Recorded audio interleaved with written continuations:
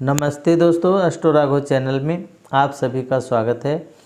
23 नवंबर 2021 दिन मंगलवार के आज शुभ मुहूर्त के बारे में हम बता रहे हैं। आज आपका दिन मंगलमय रहे, यही हमारी शुभकामना है और प्रस्तुत कर रहे हैं खास आपके लिए आज के दिन के विशिष्ट मुहूर्त। अगर आज आप वाहन खरीदने का विचार कर रहे हैं या कोई नया व्यापार आरंभ करने जा रहे हैं या कोई शुभ कार्य करने जा रहे हैं तो आप जो है कार्य इसी शुभ मुहूर्त में कीजिएगा, जिससे आपका कार्य जो है संपन्न हो सके, उसमें सफलता मिले।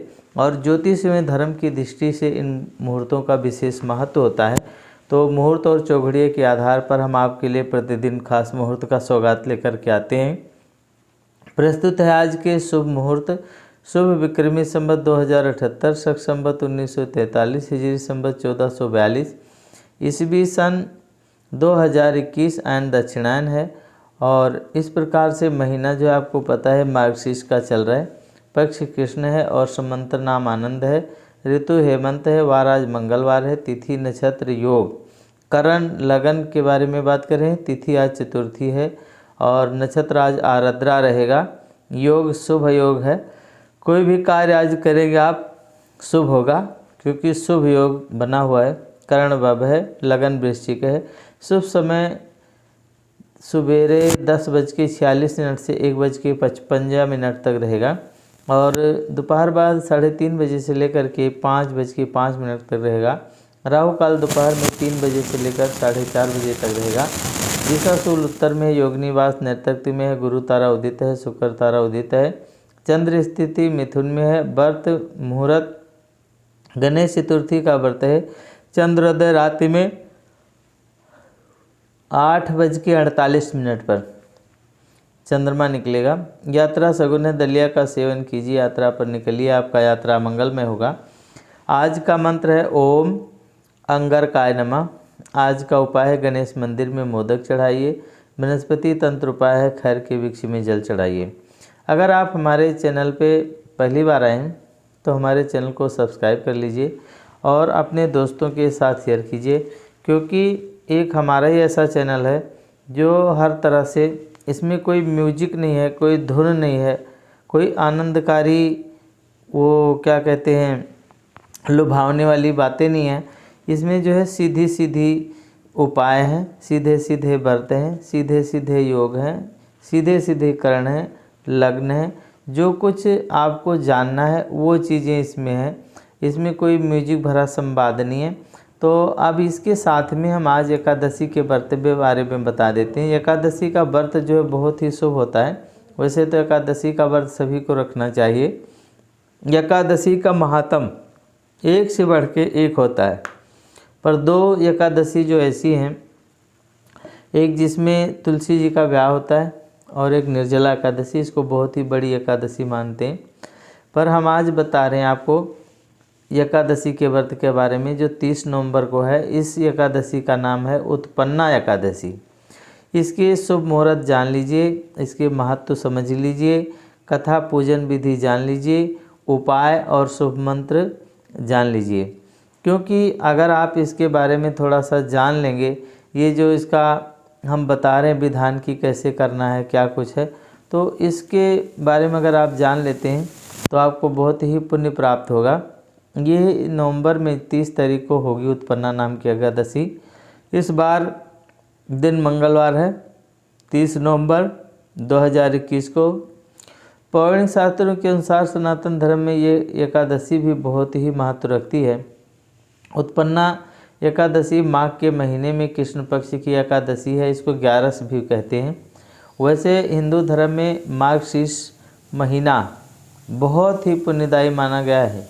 श्री कृष्ण भगवान गीता में कहते हैं कि हम जो है महीनों में मार्गशीर्ष हैं। इस प्रकार से जो है खास तौर पर भगवान श्री कृष्ण, शिव, विष्णु, दत्तात्रेय भगवान आदि का जो है इस दिन पूजन किया जाता है। अत्यंत फलदायी जो है माना जाता है। उत्पन्ना एकादशी व्रत करने वालों को हजारों हजार यज्ञ का पुण्य प्राप्त होता है। इस दिन जो है सात्विकी रहना चाहिए और तामसी भोजन से दूर रहना चाहिए। और मंगलवार है 30 नवंबर 2021 उत्पन्ना एकादशी है। तो ये जो है 2 बजे से शुरू होगी दोपहर से, और 1 दिसंबर को ये दोपहर 12:55 तक रहेगी। पारण का समय जो है बुधवार यानी 1 दिसंबर को प्रातःकाल सवेरे 7:40 से 9 बजे तक रहेगा। और एकादशी तिथि जो है ये 30 नवंबर को सुबह 4:30 बजे से शुरू हो जाएगी। तो इसी दिन जो है ये मानी जाएगी। उत्पन्ना एकादशी तिथि का व्रत पूजन जो है करना चाहिए। व्रत पारण जो है 1 दिसंबर को जैसे बताया 7:34 के बाद में आप कर सकते हैं। उत्पन्ना एकादशी के पूजन की विधि क्या है? सुबह जल्दी उठना है, स्नान आदि से निवृत्त होना है, घर के मंदिर में दीप जलाना है, भगवान विष्णु को गंगा जल से अभिषेक करना है, गंगा जल का छींटा लगाना है, भगवान विष्णु को पुष्प और तुलसी दल अर्पित करके व्रत का संकल्प करना है। इस दिन जो है व्रत अवश्य ही कीजिए। भगवान की आरती कीजिए, भगवान को प्रणाम कीजिए, भगवान को सात्विक चीज़ों का भोग लगाइए। भोग लगाते समय तुलसी जरूर शामिल कीजिए, क्योंकि बिना तुलसी के श्री विष्णु भगवान जी भोग ग्रहण नहीं करते हैं। इस दिन विष्णु मंत्रों का अधिक से अधिक जाप करें। ओम नमो भगवते वासुदेवाय का जाप करें, ओम विष्णुवे नमः इस मंत्र का जाप करें। इस दिन भगवान विष्णु के साथ माता लक्ष्मी का पूजन जो है बिल्कुल भी करना चाहिए।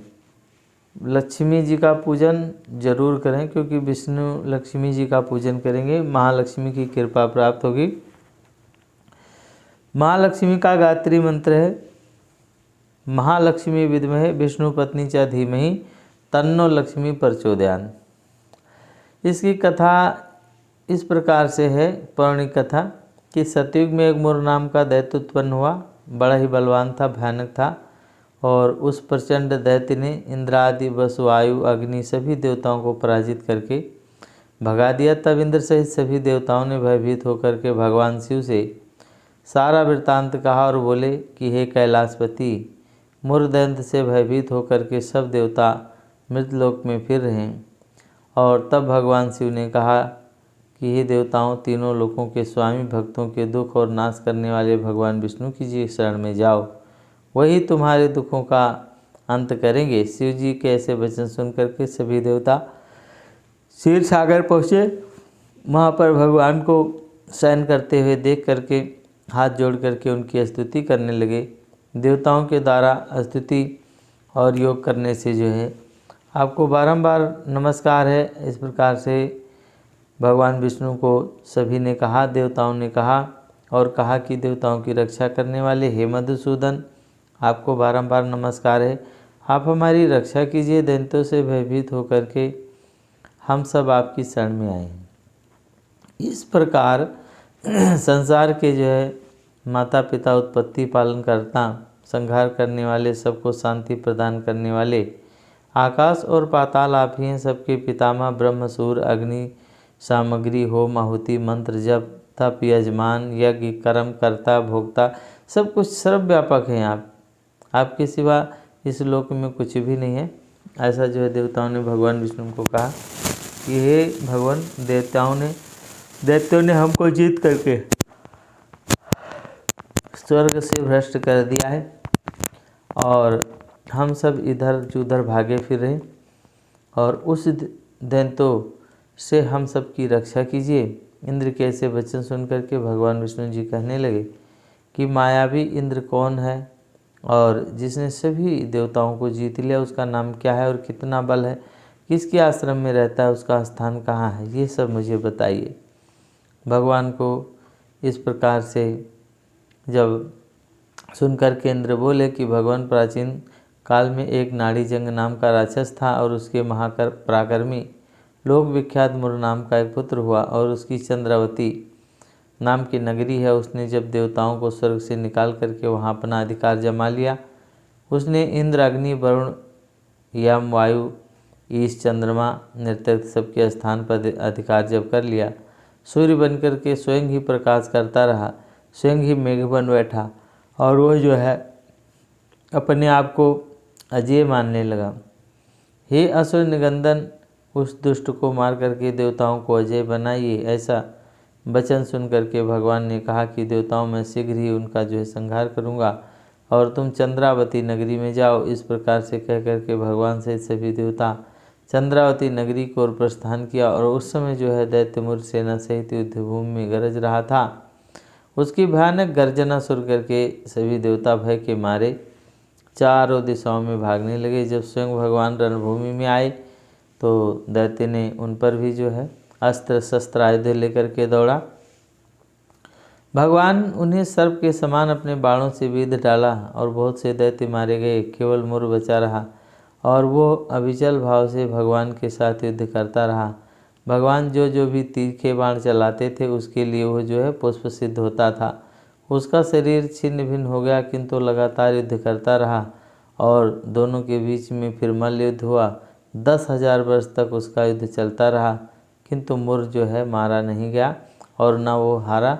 थक करके भगवान जो है बद्री का आश्रम जब चले गए और वहाँ हेमवती नामक सुंदर गुफा थी, उसमें विश्राम करने के लिए भगवान उसी के अंदर में जब प्रवेश कर गए और यह गुफा जो है 12 योजन लंबी थी और उसका एक ही दरवाज़ा था।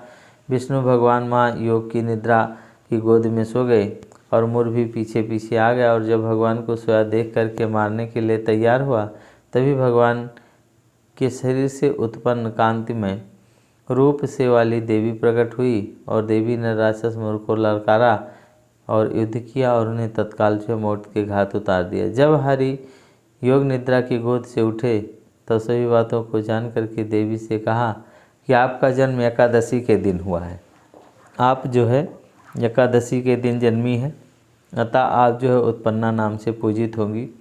तो आपके भक्त वही होंगे जो मेरे भक्त होंगे। यानी फिर वही जो है जो देवी प्रकट हुई थी वही उत्पन्ना नाम की एकादशी हो गई। उपाय और शुभ मंत्र थोड़े से हैं। तो वट वृक्ष में जल अर्पित कीजिए, भगवान से ऊपर बेलपत्र चढ़ाइए, उड़द के आटे की गोलियां बना करके मछलियों को डालिए, सरसों के तेल का दान गरीब को कीजिए, माँ लक्ष्मी के श्री चरणों में 108 गुलाब का पुष्प अर्पित कीजिए, अधिक से अधिक दिव्यांग व्यक्तियों को भोजन कराइए। और शुभ थोड़े से मंत्र हैं वो हम बता देते हैं जो आप एकादशी वाले दिन जप सकते हैं। ओम नमो भगवते वासुदेवाय, ओम विष्णवे नमः, श्री कृष्ण गोविंद हरे मुरारे, हे नाथ नारायण वासुदेवा, ओम नमो नारायण, ओम नारायणाय नमः, ओम श्रीं ह्रीं क्लीं कमलालय प्रसीद प्रसीद, श्रीं ह्रीं श्रीं ओम महालक्ष्मी नमः, ओम श्रीं ह्रीं क्लीं श्रीं सिद्ध लक्ष्मी नमः। इसके अलावा कृष्ण भगवान और शिव जी के मंत्र आप जप सकते हैं। और ये जानकारी हमारी दी हुई कैसे लगती है आप जो है कमेंट बॉक्स में बताइए। हमारा जो है नंबर यूट्यूब चैनल पर है, तो काफ़ी लोग जो है फ़ोन कर के पूछते हैं, तो फ़ोन पर इतना संभव नहीं होता कि हम सभी को सभी बता सकते हैं। अगर किसी को बहुत ही ज़रूरी है तो कमेंट बॉक्स में अपना जो है नाम, जन्म और महीना, सन, जन्म स्थान और जन्म समय लिख करके हमारे को भेज दें तो हम देख करके आपको जो है सारी जानकारी बता देंगे। और इतना जो है हम फ़ोन करके बात नहीं कर सकते हैं। पूरा वीडियो देखने के लिए आप लोगों का बहुत बहुत धन्यवाद।